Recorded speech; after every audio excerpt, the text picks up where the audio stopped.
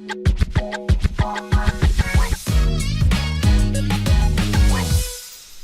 to the Property Funder podcast. I'm here today with another Michael. Before we chat to Michael, I just want to give a quick shout out to our sponsor, Avonmore Capital. Avonmore Capital is a development finance and bridging lender based in London, but lending all over England and Wales, lending to SME developers between £250,000 and £15 million. If you want to speak to them, please go to www.avonmorecapital.com. Now, again, I thank you, Michael, for his patience. But before we speak to him, just a reminder to you, if you're a new viewer or listener to the podcast, thank you, welcome. Perhaps you're tuning in for the first time because Michael's appearing.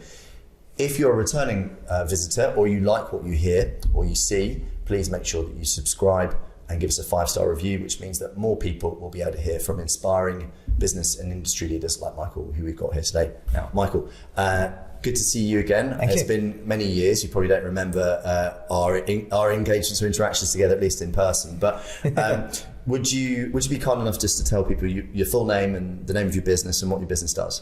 Yes. Well, first of all, thank you very much for having me on the show. Honoured to be here.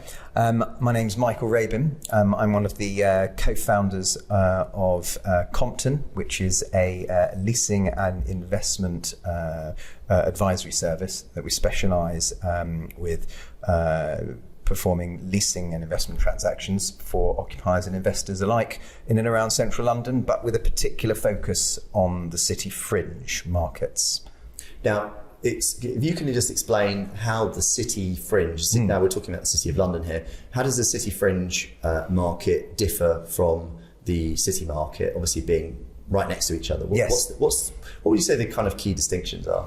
Well, yes, first of all, it's certainly a geographical thing. And once upon a time, several years ago, you have, you basically have core markets and fringe markets, and the mature traditional city streets and zones are obviously the core elements, but there are peripheral districts in and around these parts, and they historically have been more industrial sectors, effectively. So in days gone by, during the Victorian industrial era, a lot of these parts of London were made up of more manufacturing. And obviously, as London's evolved, as it always does, a lot of these buildings have been subsequently converted into more traditional office spaces, and of course residential and hospitality and hotels and things like that. So effectively, London has changed quite substantially. So these areas, the buildings themselves, although some of them have been the same, they've actually been converted to offer more traditional office space, but more inspiring architectural buildings than that of just your glass and steel buildings within the core of the city or the West End, for that matter. Yeah, so we just met at your offices, which is just across the road from where we are here at St John's Square. Is that quite typical of the nature of the office buildings that we have around here, and how does that attract a different type of occupier to Yes. say the centre of the city? Well, it's a good question. I mean, our particular building is a lovely old Georgian building, and it actually used to be, again, a manufacturer.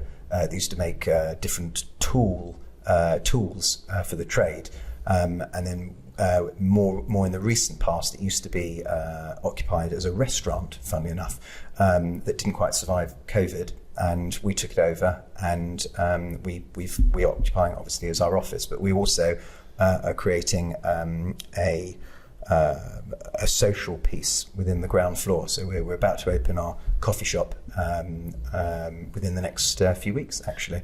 What inspired you to have a coffee shop as well as being specialist commercial investment? Yes. and agency surveyors? What also inspired you to have a coffee shop as well? Well, it's interesting because it's quite a broad topic, but we see ourselves as although we are technically a property company and a property agency, and we advise clients on their transactions. We find them tenants, we buy them buildings, we sell buildings, we do all those kind of transactional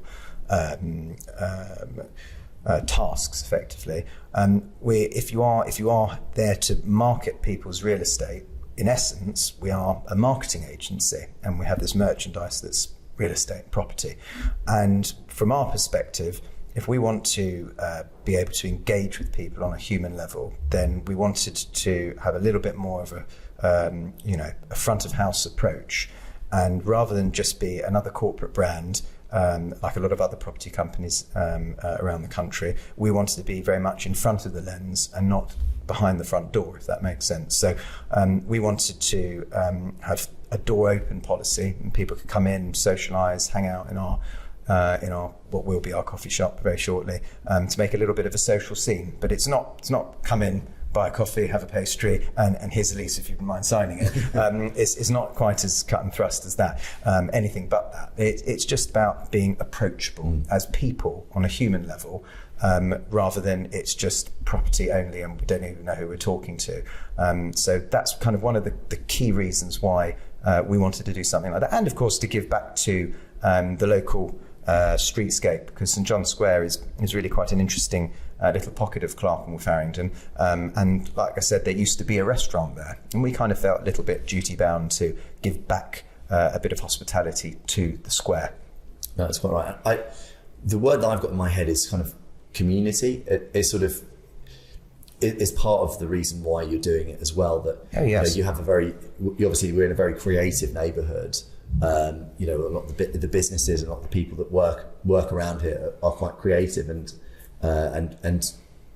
it almost it's opening yourself up to be part of that community, and almost giving people a space to connect with yourselves. I would agree, but I would also say proudly that we do consider ourselves as ambassadors for the district. So there's one thing just saying it, because it sounds like a nice whimsical thing to say, but we actually are giving back a social kind of offering to the local community, as you call it, and that's absolutely the right term. So we're quite social in that way, and we're excited to be opening it shortly. So. Well, I mean, I'm also looking forward to popping down, having a coffee, and I don't know about the pastry. I'm not sure my diet would allow it these days. That's the sad reality of the age. But you've been very much specialised in this, what we would call City Fringe. Yes. So I probably first encountered you 2005. Was that about the time you joined Richard Susskind? Was that about the time you joined Richard Susskind, or have you been there a bit longer than that? A bit longer. So I'm slightly longer in the tooth there. So I started with Richard Susskind when I was a kind of a fresh out of school leaver. And I was 18 years old in the year 2000. So a few years earlier than that. And I remember at the time that because I'd just come straight out of school, a lot of my friends were going to go on gap years and universities, and the truth be told, school really wasn't really for me, and perhaps I wasn't for school, and I kind of had the hunger and the feeling that I just wanted to get to work, and that was just something that I was desperate to get into. And I wasn't quite sure what I wanted to get into, but it was definitely to work. And I had a family friend of mine called Simon Silver, who was one of the key founders of Derwent London. And I'd always admired his work that he had been doing growing up. And I remember saying to him, how can I be like you? As like kind of a little kind of 17-year-old, how can I do like what you're doing? And he was a great mentor to me, and he very kindly introduced me to Richard Susskind, who's a lovely, lovely man, and I've got a lot of time and respect for. And he gave me my first chance. And I remember seeing him literally the day after I left school, and I went to see him, and we had a lovely little chat. And he said to me, so when do you want to start? And I said to him, start what? And he said, the beginning. And I said, right, okay, Monday.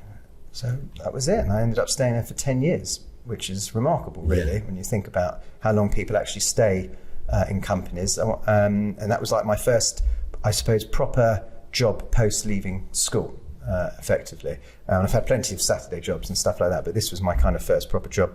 And I'll never forget it. It was when I was on a very modest salary. I think at the time I was on, I think, less than £10,000 a year. And obviously back then it wasn't very much either. And you remember the first deals that you do when you first start out. I think I remember leasing a jewellery suite in Hatton Garden, because that's where our offices were, in Hatton Garden. So I dealt with a lot of jewellery and diamond dealers. And I remember leasing a suite within our building. It was 190 square feet, little workshop. And I remember leasing it for £22.50 per square foot. And I did this for the landlord at the time, who I still think is the landlord, was Structed. It was David Pearl's building. And after that, I never looked back, really. No. But it was quite the journey. And then from there, I met my now business partner, Sean Simons, and also another chap called Ricky Blair, who I'd worked with there, and my current other business partner, Elliot Stern. We'd all kind of worked together. But in 2010, it was kind of in the eye of the global financial crisis that was going on, and there wasn't a great deal of office demand and deals, and times were actually a bit tough. And I was kind of in my late 20s, and before kind of life become more complicated whilst getting married and probably having kids and buying a house and all the rest of it. We kind of took the view that, well, we're not earning very much money here because of the climate and everything else. I suppose we've got nothing to lose with, let's set up on our own and see how we go. So in 2010, we set up Hatton Real Estate. And that was an amazing time, and quite a scary one, actually, because it's not like, you hear a lot about, especially people that come on podcasts, and you hear people on social media talk about being a founder, being an entrepreneur, and the thing is that it's very, very daunting thing to do when you've got no money to do it and you've got a lot on weight on your shoulders. Sometimes arguably it can be easier if you're born into money and you've got a nice fluffy cushion beneath you, but you go into the unknown, whether you're going to sink or whether you're going to swim. It's quite daunting, actually. So I was particularly nervous about leaving Richard after 10 years, because I was very comfortable. But sometimes there's a kind of a watershed moment in life, or a fork in the road. Am I going left? Am I going right? And made a tough decision. So we managed to borrow some money from some clients of ours who very kindly lent us some money. No equity, mind you, just purely just to get ourselves some computers and an office, and get our brand set up and everything else like that. And thankfully, through the 10 years that I had been working with Richard, and 10 years in the marketplace, you do forge a number of key clients. And you do get a lot of experience, and form some great relationships. And I think with that, that gave us the confidence to actually say, you know what, we can do this, we can manage this on our own. And that's exactly what we did. And proud to say that literally within, dare I say it was literally within less than 12 weeks, we did a number of deals. I remember Sean did one particular deal. He bought a portfolio for Threadneedle over in excess of £20 million at the time, 3 different buildings in and around Clerkenwell and Old Street, and that literally just paid our way to pay back our little financiers that lent us some money within a matter of a couple of months. So we were buzzing, because all of a sudden we were a debt-free business, and we were total autonomy, and we could do all the things that we wanted to do. So we literally just took off from there. And but as part of our kind of, I guess, USP, or the thinking behind what were we going to do that would be arguably different to your out and out competitor. And of course, we were never trying to kind of behave that we would be as good as or as big as a JLL or a CBRE or a Colliers or whatever. It's pointless trying to think that you're going to compete with them, certainly not on day one. But we thought, well, what could be our edge? And marketing would be our edge. And we felt at the time that a lot of those big houses, they weren't very good at marketing. They could certainly probably promote themselves as, right, we're a massive global business, we're huge, we're massive, we've got offices all over the world, we're just big, so just use us. And we kind of felt that was all that they could offer. And to the point that I made earlier about being kind of much more in front of the camera, being a bit more front facing, being a bit more approachable. That was kind of the whole, raison d'etre behind what we wanted to do. So we took the view that we wanted to do more motion picture marketing, is what I called it at the time. And if you think back in 2010, when social media is still in its infancy to some degree, and there was, arguably there wasn't as much, internet bandwidth as there is today. And we just took the view this was a great opportunity to do some property films and also put ourselves in front of the camera. So if we had a property, client had renovated, we would talk to the camera, we would showcase the space, we would edit, we would do a really nice little edit, we would put some music on it. And you might go, yeah, that's easy, everyone does that these days. Yeah, but that's like not 15 years ago, right? This is a slightly different era we're talking about. It was, I would say most people in real estate are absolutely dreadful at marketing and social media. It's not their fault, mind you, and especially if someone has come from a background working really hard at university, head down in the books or whatever, just basically learning textbook stuff, but not being taught actually how to market, right? And you'd forgive them for that. If they're literally I'm just writing reports and surveying buildings and everything else like that, that's fine. If they enjoy that, good luck to them. But ultimately speaking, our clientele are asking us to showcase their property, their multi-million pound real estate in the best possible light. So how can we deliver the right product with the right message, right, with the right tone, the right pitch to the right audience? Because I remember saying to a friend of mine, I remember when we were doing a lot of these kind of videos and stuff like that, and back then I was very fixated on view statistics, right? But just in a very kind of, I would say in a layman's perspective, because I was no kind of big podcast marketeer or anything else like that, knowing what it all means. And I remember saying to a friend of mine that ran an advertising agency, he made adverts on television and stuff like that. And I used to say to him, I said, we're only getting 2,000 views here or 3,000 views there and whatever, right? And I said, well, how can we get like 100,000 or 500,000 or whatever it is? And he goes, why do you need that? And I go, what do you mean, why do I need that? And he goes, why do you need that?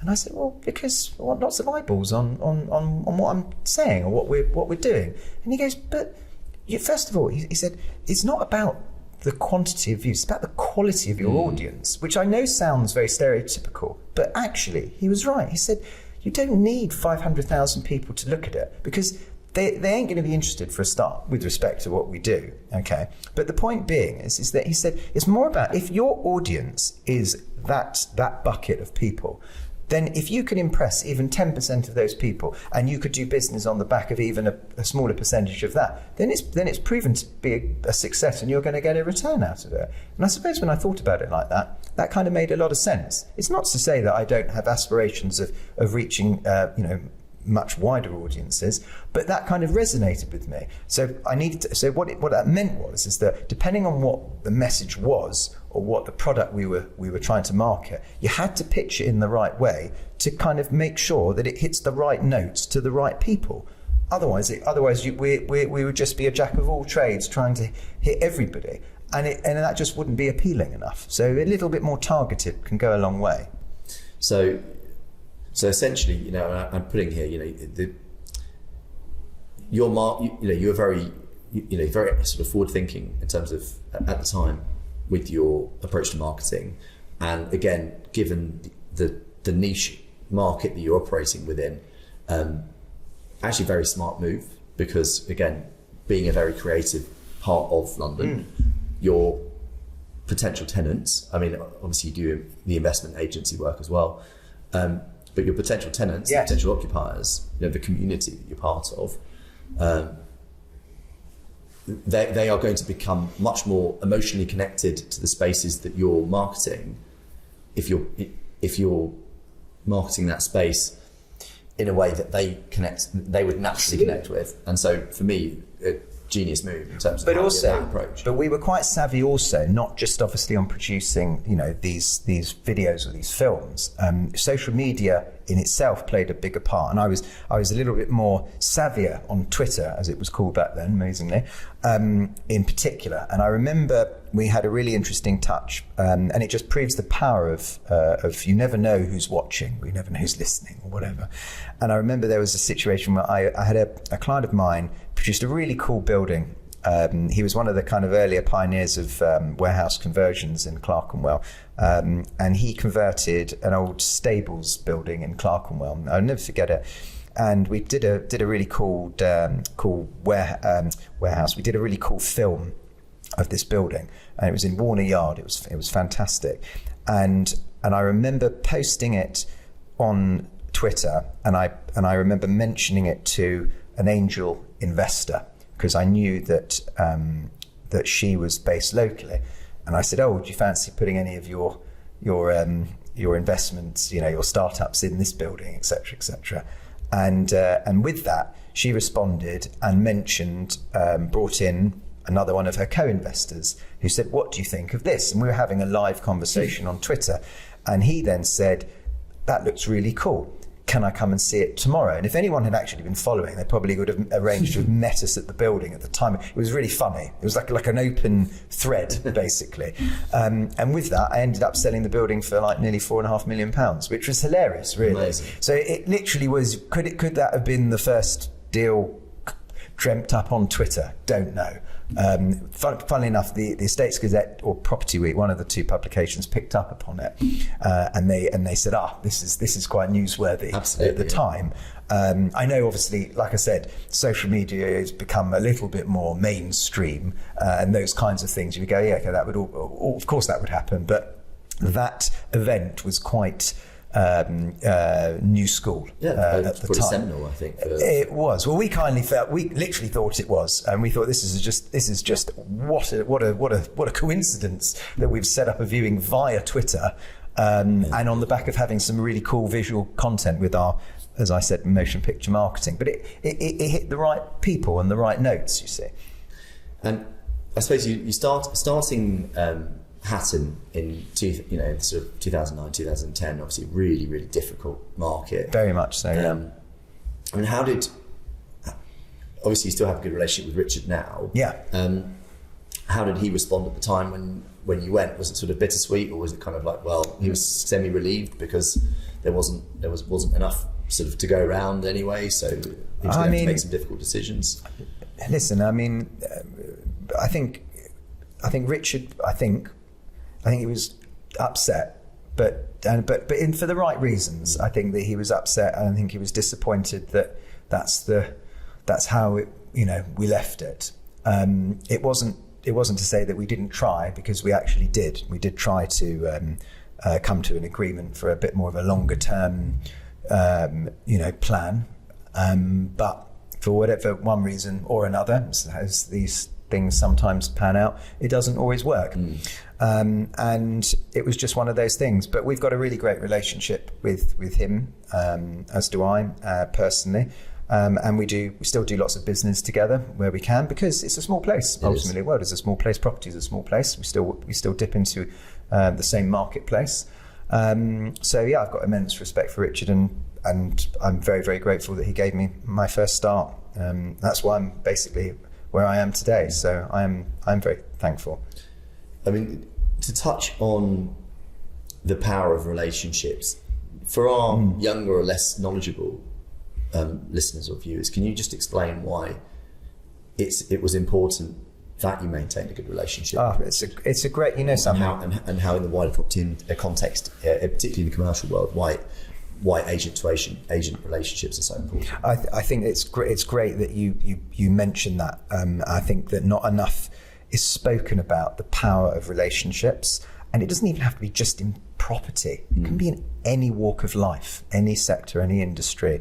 I say it to a lot of young people that I tend to meet on the road anyway, or they come to see me, and I say that, and I always say to my team in the office, I said, there's never a wasted conversation with somebody. You never know who you're talking to, and you never know that one day that person could grow to be this, or they know somebody who is working for X, or you just don't know the impression that you're making, because you've got to give everybody time and respect and never judge a book by its cover. Because as far as I'm concerned, I treat everybody with the same level of respect. And for me, I might meet you on another day.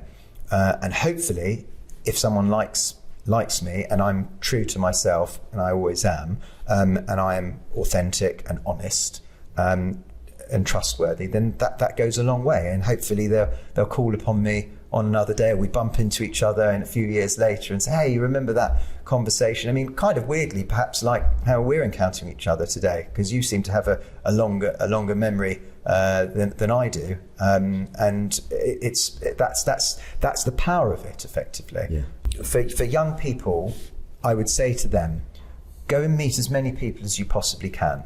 Right? If you're thinking about getting into an industry, first of all, don't wait for someone to knock on your door. You're going to have to knock on many doors, and just go into that with, you never know what's going to happen, and you never know who you're going to meet, because it is going to be valuable. And just be a sponge, effectively. You'll learn. I learn every single day of my life, and for me, I think people that who are young and hungry, then they have to, don't just say that. They need to actually play that out every single day, and be their own kind of PR machine. Because I would say that to a lot of people. I said, listen, you yourself, when you go and meet people, that's you, your PR, and don't ever think you're not on stage, because you are. And you don't have to be. It's not about being in front of a camera and have a fancy microphone like this to be able to communicate with people. It's actually more relevant when you're doing it behind closed doors and having real life conversations. I think that's where the value is, in all seriousness. Yeah, I mean, from my own experience, the power of relationships is really important, and I don't celebrate the deals that I do with someone that I met 2 days ago. I often celebrate the most the ones where I haven't done a deal with someone for 5, 6, 7, 8, 9, 10 years. Yeah, sure. And then you finally get to do a deal with someone, like, oh my gosh, that's like, I can't believe it's taken us this long to do something. But you're like, but it just goes to show how important long-term relationships are, because, like you said, you just don't know. I had a young man reach out to me on Instagram. Yes. 2-3 weeks ago, and he said, "Oh, I'm 17 years old, nearly 18. I'm really interested in property. I'm in the southwest, and I'd like, would someone invest in me?" And I said to him, "Drop me an email, and we'll see what we can do." And then he emailed me, and I said, "Look, you're young. You've got, you're young. You've got a lot of energy, a lot of potential. Here's what we'll do. I'm introducing you to a finance broker friend of mine. He will help you, but he will also he will help you by telling you all the things you need to do to be able to get to a point where he can raise finance for you. And if he raises finance for you through me, great. If not, he'll find someone that's appropriate for you." Sure. And this friend of mine was more than happy to be part of that as well, the finance broker. Sure. Because the point is, like, 5 years time or 2 years time or whatever, this young chap, he's got the aspiration, he's got the hunger. 5 years time, 10 years time, he could potentially have a portfolio worth.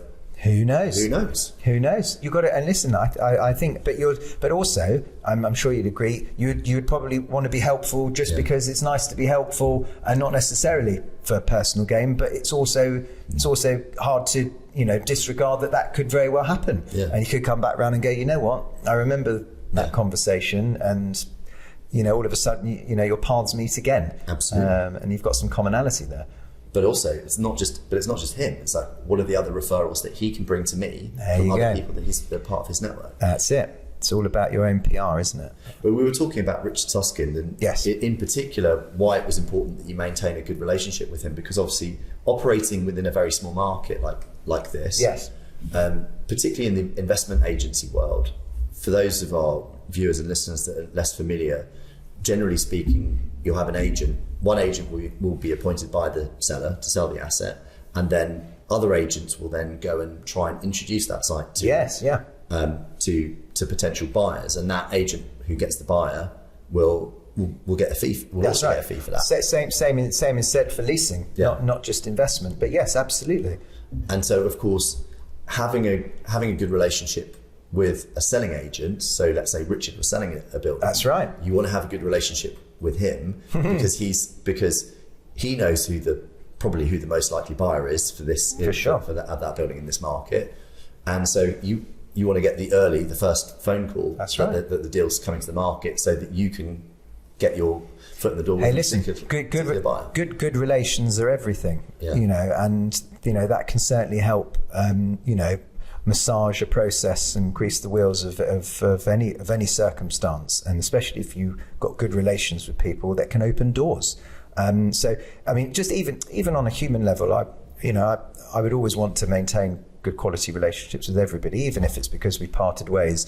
Listen, I was very, very grateful and thankful, and it's just time to move on, which is what we did. But it's interesting when you confer that concept in terms of relationships to what then happened to me afterwards. So when we had a good time at Hatton Real Estate, we grew the company. We had a little residential arm of our business actually, which wasn't as big as the commercial arm, but we were only 5.5 years old, and when we eventually got acquired by Colliers International, and that was quite a milestone for me personally in my life and my business partners, and that wasn't something that we did lightly. It was a situation where we had a number of approaches, in advance of that, of which it just didn't seem right, and they were from a lot of the other big houses, whether it was CBRE or there was a sniff from JLL, or there would have been from DTZ at the time, and LSH, and those kinds of businesses, and things were just not right. And Colliers did approach us early doors. And that didn't work. And then eventually, as time marched on, we started to feel like, these are the right kinds of people. The money obviously has to be right, but you've got to remember, you've got to go into corporate bed with these people, and you've got to feel comfortable, and that you can all get on and actually perform the task. And they were, to be fair to them, it was Tony Harrell in particular, who was CEO at Colliers. He was a lovely man. Had huge respect for him. Still have a great relationship with him. But that just comes back to the point that you were making. And we had a wonderful period, had a 5-year contract with them as part of our kind of earn-out deal that we had concocted. And what was important to us was that we have maintained an impeccable relationship all the way through that period. Not just because, that's the way to behave, but also because, what are we going to do afterwards? And at the end of our contract, these kind of corporate deals that you do tend to come with, handcuffs and corporate restrictions and non-competes and lots of other things that tangle you up and make life very difficult after the event. But it did enable us, the relationship that we had with the Colliers corporate team and the board members, and Tony in particular, that relationship, that valuable relationship, we never had one cross word, not one, in 5 years that we were together. And that enabled us to have a really smooth departure from Colliers that allowed us to set up what is my now current business, Compton, and we were able to do that quite freely, to be able to also take our staff that were working with us in our office to work with our existing client base who wanted to work with us. The Colliers were being very grown up about the situation because they respected that property is a people business, and they knew that the relationships that we had with our clients, they were with us, and they were just like, what? We're not going to fight you for this, because ultimately the clients want to probably work with you in the market of the city fringe sphere that we excel in. We know that that's where you excel, and this is where they're going to want to work with you. So if we were to be awkward and difficult for the sake of it, the only people that are going to win are our competitors. And they just had a really grown-up approach. And of course, because we had this, this whiter than white relationship together and a great deal of respect for each other, that basically gave us the platform to go and do and set up Compton pretty quickly. And we did very fast. So without those relationships, to come back to the whole point of this topic of the discussion that we're having, in the absence of those relationships, we would not have been able to do what we did, or certainly not as freely or as unfettered as we did. So it's unrivaled. Well, it's obviously great to hear, and I'm not surprised. You've obviously built a great reputation within not just the local market that you operate within, but also more nationally as well. The decision to sell to Colliers. What was the driver behind that? Like, what was the motivation? I mean, obviously, money, I'm sure, was a very attractive part of it. But yes. What was the, what was the motivation behind it? Because presumably you weren't struggling to get clients or get instructions despite being a smaller agency. Yes. I'm not going to lie. I mean, I was particularly apprehensive about it. But listen, money does. Unfortunately, it does talk. And eventually, where money does present itself, and I hadn't seen money in my life, it does change your life. And it did, at that time in my life when I bought a house. I already bought the house, but I needed to renovate it. I wouldn't have had the right amount of money to do the things that I wanted to do. I had my first child. Timing is everything in life, right? And they can influence your decision making, and that played its part when we were making that decision whether or not to sell. But it was the right time, the right number for that, and the circumstances were right. And I think that there's lots of little ingredients that would probably indicate that it was a good idea to do it. And to do a deal like that, and as we all know, whether it's a money lending deal or it's a property deal or you're selling your business, like the stars have to align almost perfectly for it to actually happen. I sometimes describe it more like a set of Christmas tree lights. It only takes one bulb to go, and then the lights are out, right? And I literally liken it to that. So everything had to be perfect. And funnily enough, when we were doing that deal, nobody knew about the deal in the press. There was no rumours. Nobody knew about it until it was done, and everyone couldn't believe it. And they said, "How did no one slip it or leak it or whatever?" And what was interesting is Colliers, Tony actually said, he says, "You know why? Because everybody wanted it to happen, so they just tight-lipped." And it was really interesting that I really found that most compelling, and everyone was totally above board and professional because there was such an inclination or determination that they wanted to do the business with us, and obviously we were very precious about it. In fact, one of the interesting things to jump onto with it, if we roll back to the period of where we were about to transact, and this is my honest opinion, whether or not Colliers would agree, or Tony would agree with this or not, but this is kind of how I felt at the time. So we were trying to get the deal transacted before Christmas of 2015, and it was getting mighty close. We were like, "I've got to get this done," and they then said, "Look, we're just not going to get this done.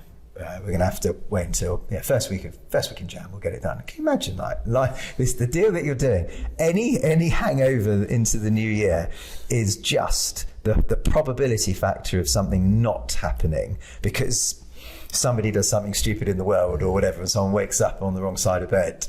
That is just the most likely of things happen. Now, thankfully, we transacted in the first week of January, and wow, that was euphoric. But then only a few days later, I mean, David Cameron announced that we're going to have a referendum on Brexit. And throughout the whole period that we were kind of in talks at the time to do our deal with our friends at Colliers, for the 6 months or so that we were doing that, nobody breathed the B word once. It never came up. And I believe that had it been mentioned, I mean, we're talking about days, if not hours, right? I reckon Colliers corporate would have been like, no, we're not going to do this deal now because of the climate that would have probably have occurred. So timing is absolutely everything. And we were very grateful for that. So obviously, by the time we started with Colliers, we were in the kind of the Brexit storm. And we had to do our earn-outs and everything else like that. And then COVID and all the rest of it. So it was a very, very challenging period. Nothing's easy, funnily enough. No. And you also, we had Corbyn and all the rest of it. We've been reflecting actually that over the last 10 years, starting with the Scottish independence referendum, I think there's been a crisis every 12 to 18 months. Oh, it's unbelievable. But listen, the world does this, I mean, if I think back to some of my milestones in my career, I mean, I left Richard Susskind during the global financial crisis to set up my own company with absolutely no money and debt, right? And then to basically sell our company right just before Brexit, and then having to navigate through that period, then set up Compton in the eye of COVID. Right? I mean, unless there's a global event, we're not doing anything. There has to be a problem. Well, you even started Richard Susskind around the end of the dot-com boom. Well, yes, the dot-com boom, but that was the exciting time. But at the time that I started, it was exciting because I was dealing with some really funny, dot-com companies, startups at that point in time, and that was a different era. But yes, obviously 9/11 happened, and that was a different story. But it's been quite a journey. It's been. It's quite a well-trodden path. If I think about, I'm having started my career in office agency at Cushman & Wakefield 20 years ago. It's quite a well-trodden path that niche agency is acquired by large national or international agency. Yes. The golden handcuffs get slapped on for 4 years. They do the earn out, and they're off into the sunset, and they go again. It seems to me that you had maybe quite without. It's sort of implied, but you can tell me a little bit more about it. Yeah, sure. It's sort of you almost had that conversation very transparently with Tony at Colliers, the CEO at Colliers, when you were acquired, or was it maybe a bit more unspoken that you were always going to leave at the end of that? Oh no, it was absolutely not a given, and we certainly wouldn't have expressed that. No, because ultimately speaking, they were purchasing us, and we were committed to the cause, and we absolutely were. There's actually no two ways about it. But they bought us for 5 years and not for life, and I think that they would openly admit that. So I think we obviously at the end of that tenure, you have a very grown-up conversation and explain, right, we would like to stay again, but the terms, I guess, have got to be right. And for one reason or another, the rest is history. The rest is history. You talk about starting Compton in the eye of COVID. First of all, what was the decision to name the company Compton? Where did that come from? Yes, sure. Not those who like their gangster rap will think that you perhaps won't have a background in South Central LA. Yeah, no, but not on this occasion. No, not on this occasion. No. What was the origin of the name Compton? And what was it like setting up in the eye of COVID? Well, a tricky one, where everyone's at home and no one wants an office. You then think, oh, we're absolutely mad. And you're leaving a global international agency as well. I mean, yes. I mean, for all those mad reasons. But I guess you kind of, look, I guess it's totally uncharted. No one had ever been through that mess to actually confidently say the world's going to go back to normal, or whatever normal ends up becoming. I think we're still trying to figure that out. But I think we did feel that we ultimately were long on London, and we were long on offices ultimately. And we did feel that it's going to come back eventually. We all can't just sit at home. Impossible. And we were staunch believers of that. Always were. We're very vocal about it now. We have in our company, we have no working from home policy. It's not a done thing. I mean, apart from the fact that slightly biased because we sell office space for a living, so we obviously have to we have to reflect the product that we're marketing. You've got to eat your own dog food, basically. Well, yeah, kind of. But I think the facts are that we wouldn't want it any other way, regardless, because I think having social cohesion and people in person are just it's the only way that you can actually be the most productive. I might be offending a few people out there that like to remote work, but ultimately speaking, our clients, would like to see us out in the field meeting people, real people, not just on digital rendezvous on a Zoom or a Teams call. But to come back to your original question, so Compton. So it did play on my mind, and the connotation with Compton in LA and stuff like that, that did make me think. But then I also thought, actually, if you look, there's a lot of businesses in and around the world and in this country that have actually Compton in their name. It's actually not actually as a unique name as it might seem, but certainly in commercial property in London, there aren't that many Comptons, I don't believe. And I think part of our thinking was it's similar to when we set up with Hatton Real Estate. So we worked in Hatton Garden for many, many years, Richard Suskind, and we thought actually it'd be quite cool. I mean, like a lot of property companies tend to name their businesses after streets they work in or deals they've done and things like that. And that's probably quite a common theme. So we were probably no different, but we thought Hatton was a really interesting name because of the street that we worked there. It was a strong name, strong. It had, it basically, we kind of, when you say it, it sounded a bit like Hatton, Manhattan. We thought, even though we coined it Hatton Real Estate, so at the time that's a little bit more Americanized to use the word real estate or realty or whatever than property. So we thought actually Hatton Real Estate, that sounded quite New York. But we thought even if that was the case, people would still probably end up calling us Hatton, which they kind of did. So that's how. So from there, we had a similar application to when we dreamt up Compton. So we were thinking about some of the streets that we had worked in, and it was actually quite difficult. There was not that many other names or options that we liked that could roll off the tongue, be quite sharp. And having done deals in Compton Street in Clerkenwell, we just kind of felt, actually that sounds quite cool, Compton Real Estate. Yeah, Compton Real. And then we said, but we don't need the word real estate. Why don't we just drop it and just call it Compton? Because people are probably going to call us that anyway.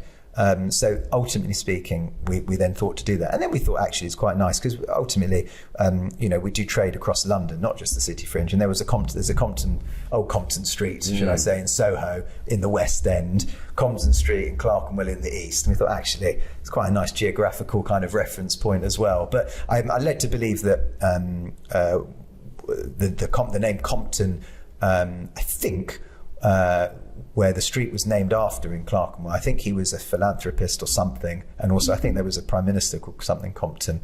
Not to say that was our reasoning, but I think there was some positive connotations towards it anyway. And we just thought, right, that sounds the best. So we'll go with that. That's great. Yeah.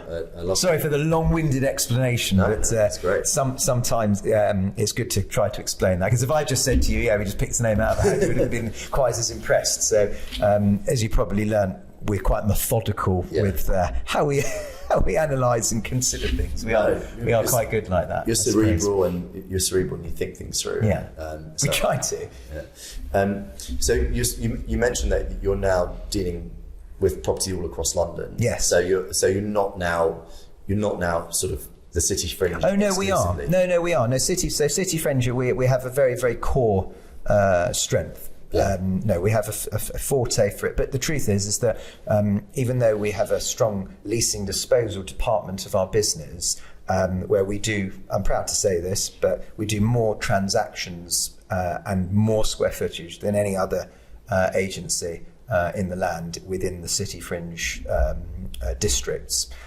We also still have an occupier services team that aren't restricted. We're not restricted at all in any event, but they're not restricted to just trade or acquire office space in and around the Fringe. They also can do that anywhere. or anywhere in London for that matter. And our investment arm also behaves in the same way. In fact, we just bought a building for north of £50 million on Marylebone Road very recently. So we're certainly not shackled to one district, but we just have a very strong experience and expertise in the City Fringe markets.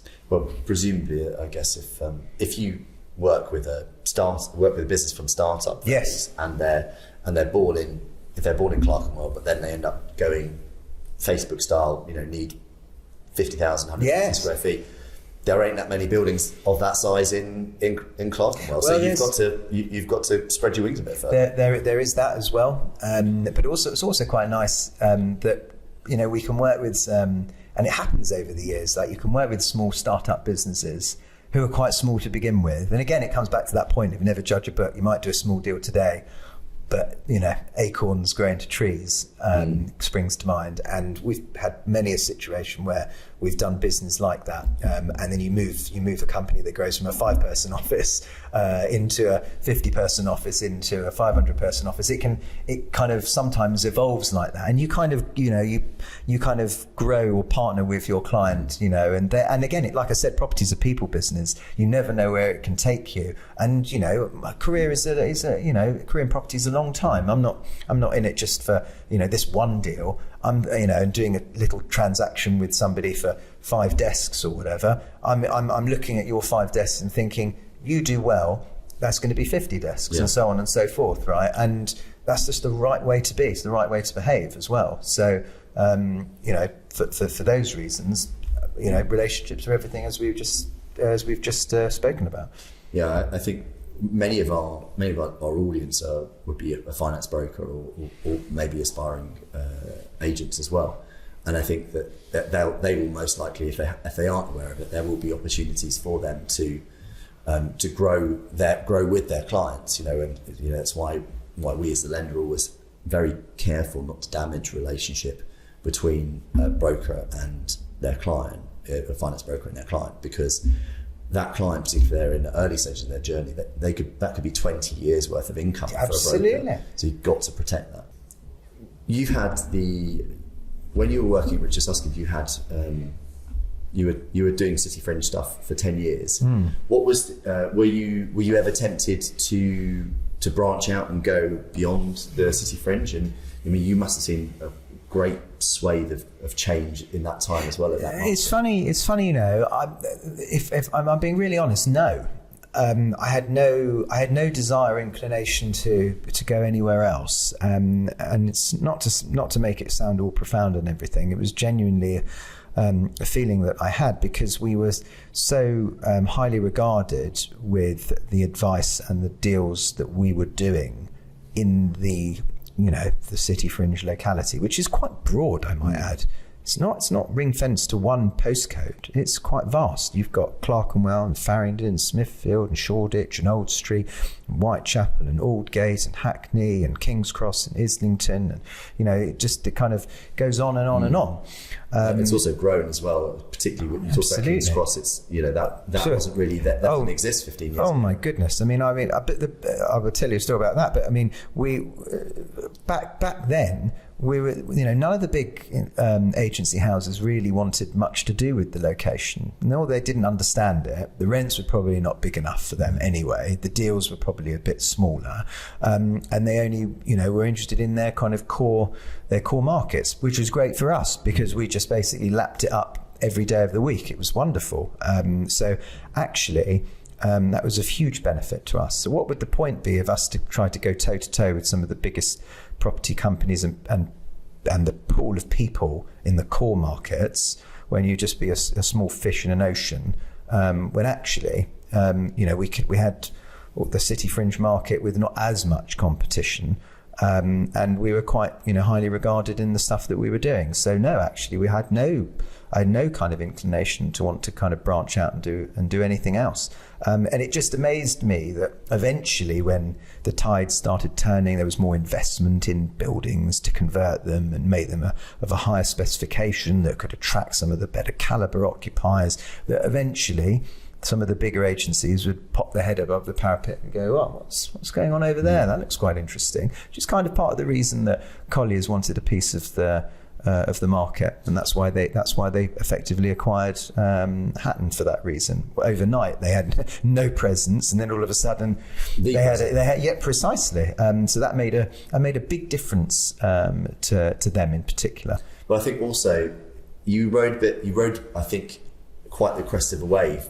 Your timing was really strong in the sense that you set up post GFC, and then it sort of coincided with, I suppose, the Shoreditchification of London's economy, for want of a better expression. Never heard that one, but I guess the rise of the London tech scene, and oh yes, and obviously so many of those occupiers and so many of those startups came from the City Fringe region, which you had. I mean, you would question what my use of language of sewn up, but you were were the dominant player. Well, the timing is we've been talking about, is quite a theme in this discussion. But you think about where the majority of that demand does come from, and it is creative businesses and the technological industries. But the thing was, back 20 years ago, when that kind of scene was just getting started, there was a reason why they would gravitate towards perhaps Old Street and Old Street Roundabout, Silicon Roundabout, as it was coined by David Cameron and the government and everything else like that as an initiative, because, as I was led to believe, that it was a lot to do with the internet infrastructure that was actually running underneath the City Road past Old Street Roundabout. And apparently you had greater internet speeds if you were closer to the connections and the switching centres or the boxes and things like that. So that, apart from the fact that there was economical, cheaper office space or warehouse space that these startups could take, there was actually an infrastructure reasoning behind that as well. And obviously, as technology has evolved, that's become less of a reason now. But obviously, that gave a real impetus and injection for companies to invest heavily in those districts, because that's where the talent was, that's where the companies wanted to be. So that was a wonderful springboard for the tech scene, in the City Fringe for those reasons.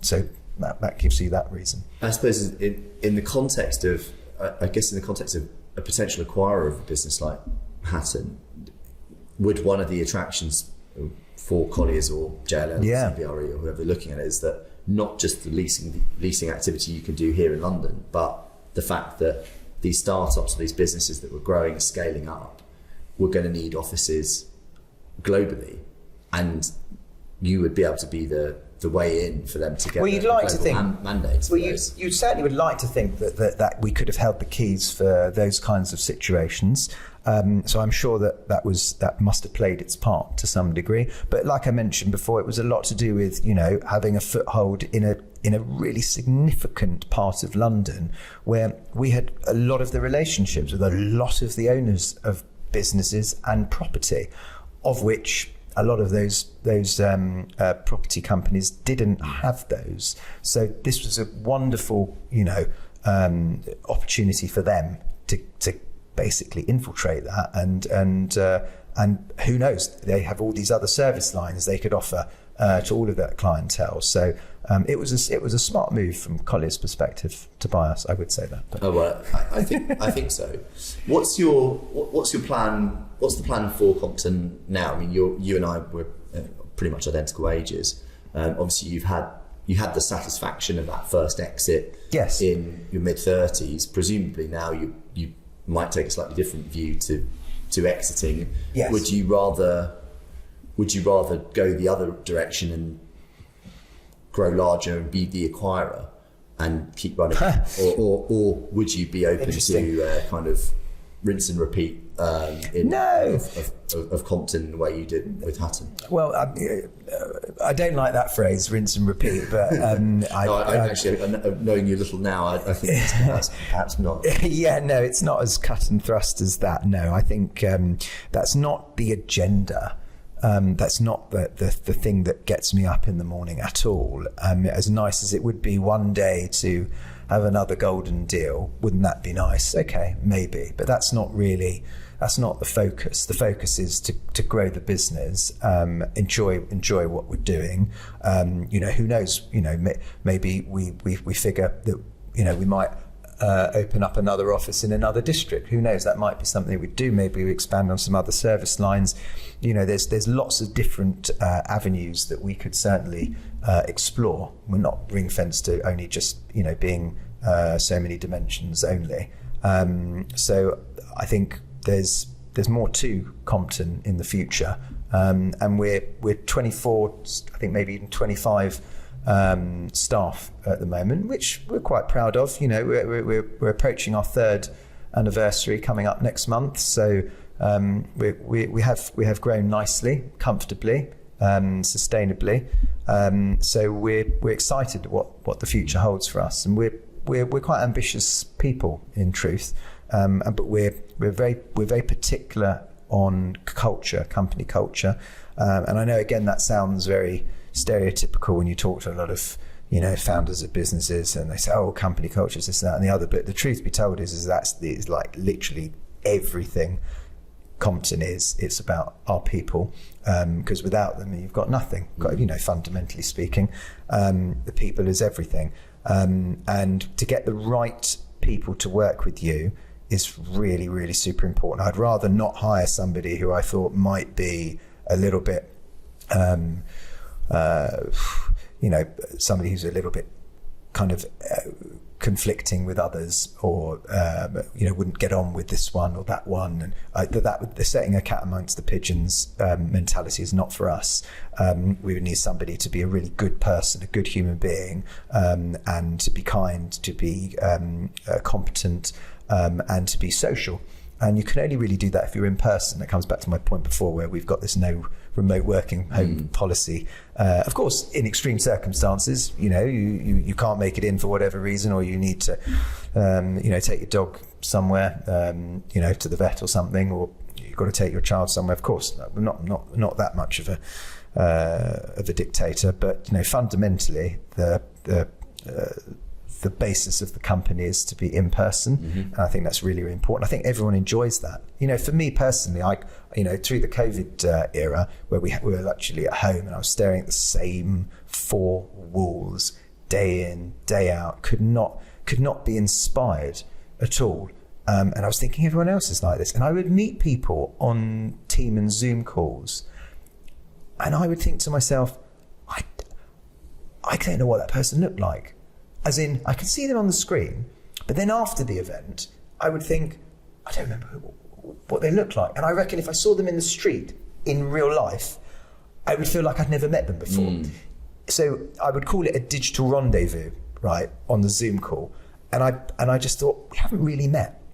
We might be meeting for the first time, like on a phone call, which has a screen, but we haven't had a drink. We haven't broken bread. We haven't been in the presence of each other to kind of like feel like we've encountered each other, like just on a human level, right?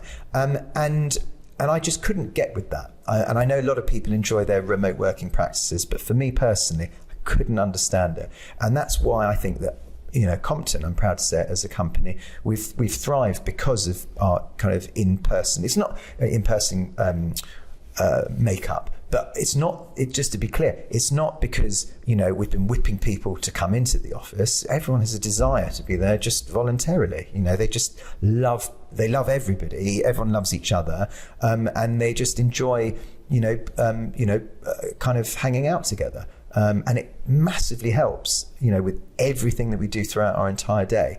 And you cannot underestimate serendipity whatsoever. The amount of impulsive discussions and encounters and ideas and actions that actually happen in real time, all the time, right? You just can't beat being together in real life. I mean, bar none. Look, I agree with you entirely, and that's why Nathan was back to 4 days a week in person working, because ultimately, information-led businesses, you need that, like you say, that serendipitous conversation, the fact that you overhear your colleague talking about this or talking about You say, oh, well, I know this, or have you thought about that? What about the young people? Yeah. Well, let's not forget me, what I'm listening to, right? What about the young people that need to learn, right? How can they learn? It's not about like, here's a textbook, learn this, right, and memorize it and then apply it. They want to be able to be a sponge, listen, right, participate, debate, challenge, all of these things. I think of all these other verbs and adjectives that I can use that will basically demonstrate why a young person needs to be present with. It's just not even just property. I'm sure if there was a lawyer watching, they would say the same thing, or an architect, right, or even people in tech. People want to be shown things, and then it creates that discussion and that piece, and it's productive, and then they can learn on the job, right? Otherwise, that person is just simply not going to progress. I say this, I'm very opinionated on it, but I would say that a young person who thinks they're going to come out of university and just work from home, they're not getting anywhere, in my opinion. I think their options would be limited, right? Like with the exception of a few, fine. But ultimately speaking, that they want to be seen, right? If they want to climb the corporate ladder, they want experience, they want to get promoted, they want to be recognised, right? Well, if there's a company and there's 100 people in the company and Joe Bloggs, he's everywhere. Joe Bloggs basically is just working from home. When they're thinking at the end of the year, right, so what bonuses are we going to give? Who are we going to get promoted? And they're like, who is that person? I haven't even seen that guy.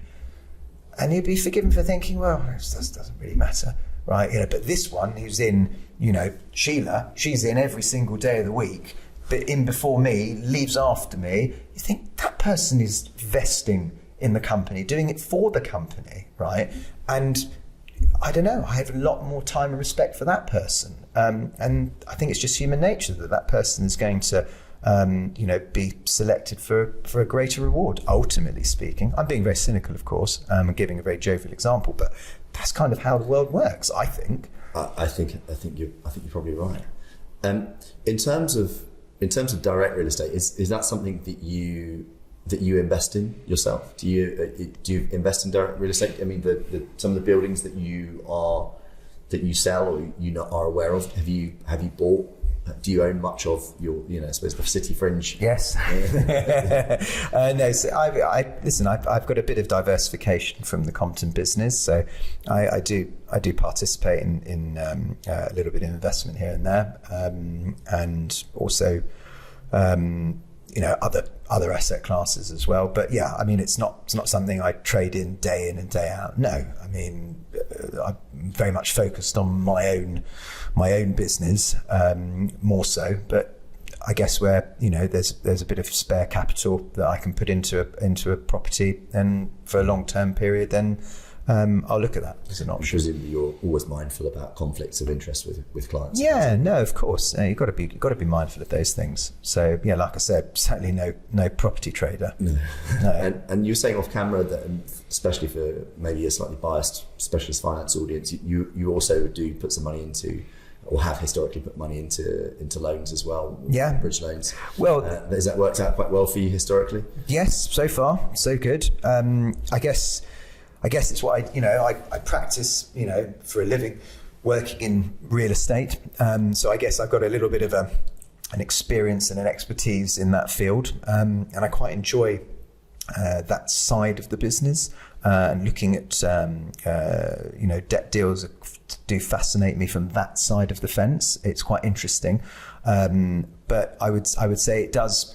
I would advise a lot of people to be wary of valuations as well. I think it's only one person's opinion, and you've got to scrutinise that valuation. You've got to be a bit careful. So sometimes I look at an LTV and think to myself, well, that's the LTV on paper, but is that the LTV to me? And really, what I consider the value is what then should be the LTV to me. I know that sounds rather obvious, but I wouldn't just take someone's word for granted. I would have to scrutinise it a little bit further. Well, obviously having sort of a background to your own, certainly when I'm presented with certain valuation reports, and I have more than once said I'm not very comfortable with the valuation that's written in this report. So maybe we need to have another look at this. But sure. maybe that's why my colleagues are quite glad that I'm not in the office as much anymore. Starting to wind down now. Sure. Talk about talking about, I suppose, your interests outside of work. Obviously, know that I think you're a sort of long-suffering Spurs fan. Terrible. What are the things that you like to do outside of work that sort of keep you kind of on the straight and narrow? Well, I do. Yes, apart from being a Spurs fan, and I've got my two sons that I've also brought up being Spurs fans. I feel so sorry for them, but they do need to learn that life's a struggle. So bless them. And I also manage my son's Sunday league team. So he's so more punishment for you. Yeah, but I absolutely love doing it. It's an emotional roller coaster every single Sunday. So I really enjoy doing that. I end up just shouting at everybody all day, which I shouldn't do. But no, I obviously all encouragement and stuff like that. But it's just great when I see my son play, and if he scores a goal, assist, or the team do well, I get just as much joy as I do with Spurs. In all seriousness, because it's just so fulfilling. So I really enjoy doing things like that with him. So yeah, that's lovely. That's lovely to hear. And then in terms of big influences, or people who provided mentorship in your life and your career, are there any people that you'd sort of single out as being, really significant individuals in terms of, people who've given you inspiration or really important mentors? I mean, I know you mentioned Simon Silver from Derwent. Yes. Would you single him out, or is there Richard? Is there anyone else that you'd kind of want to highlight? Yes, I mean, no, I'd be wrong to say that if Simon wasn't the mentor that I had, for sure, and Richard Susskind was for all those years, but Simon in particular, just the way that he kind of carried himself in business, and how he would look at a property. Like, he kind of really showed me, what's important when he considers a building, because he was so intricate with all of his insight with the architects that when he was devising a building for Derwent, when they used to redevelop them. I was always fascinated with his angle and why it mattered. Why was he fussing over, for example, a door of a building or a door handle of the building? And I think he said something to me like, well, that's the handshake of the building, or something like that. That's a great expression. And I've used that a few times, and I would always fuss over similar kind of art. I mean, my clients, I guess I'm kind of known for being the fusspot agent. So when I sit around the table with my landlord clients, their design teams, I'm kind of known for being very pernickety, very fussy. I'm not a yes person. I always provide my opinion. I'm always providing my advice, even if it upsets people. If they were going in one direction and I think, actually, for the greater good of what I believe is right, then I'm going to express it and voice it. And Simon was very similar like that. He would always kind of make me feel like, don't just accept what somebody says. Right, if the architects or the consultants, as creative and as good as they are ultimately, he said, it's human nature. They might just want to do it their way, or they want an easy life and you just accept. Ultimately, you got to challenge things, right? If you're not happy with something or you think it could be done better, and they say, oh, it can't be done. Well, tell me, why can't it be done? Right, and I know that sounds very obvious, but a lot of people don't. A lot of people are very kind of passive, and I'm definitely just not one of those people. I know that getting my client's building right, first time round, right, is going to make all the difference. All the little kind of nuances, all the little touch points, all the little details. That actually, the little details are the ones that actually make all the difference, because those are the things that people can spot. When they're doing a viewing, and I just kind of analyze it in that way, and that's what Simon had done for me. He was like, think about it from the occupier's eyes and how you would feel if you walked into the room, and what was important to you. And I always think of him in that way, and he's been a major influence upon my whole career like that. So I'm very, very grateful for him if he's watching. Last question. If in, say, 90 seconds or less, if you had to give some positive self-talk to your younger self, what would you say to yourself and why? Well, what would I say to my younger self? I would say, Well, it's things that I subscribe to. I never give up. Kind of don't take no for an answer. Always challenge. Always try to be objective, and always trying to, I would say, just be determined. And I would say have confidence in yourself, because I think if you can communicate with a room with confidence, then people will, it can be an infectious kind of quality to have, and people will buy into that and and recognize that your voice matters, right? You're just not there to make up the numbers. And if you say nothing, then you'll be nothing. You either want to sit on the bleachers and watch the game, or you want to be on the field as a player. Which do you want to be? And that's what I would say. Just be on the field, basically. Love that. Now, Michael, for our viewers and our listeners, if they want to get hold of you or get in touch with you, what's the best way for them to make contact? Compton.London. Come to our website, and obviously all our social channels as well. Or if you want to arrange to meet for a coffee, just send me an email. mr@compton.London. Brilliant. And I've been Michael Dean, and I'm at property_funder, and if you want to connect with me, you can connect with me there. Otherwise, if you'd like to block me or mute me, you also can do that too. Anyway, Michael, thank you so much for being here with us today. Absolute pleasure. And to our audience, we'll catch you on the next one. Thank you, and bye.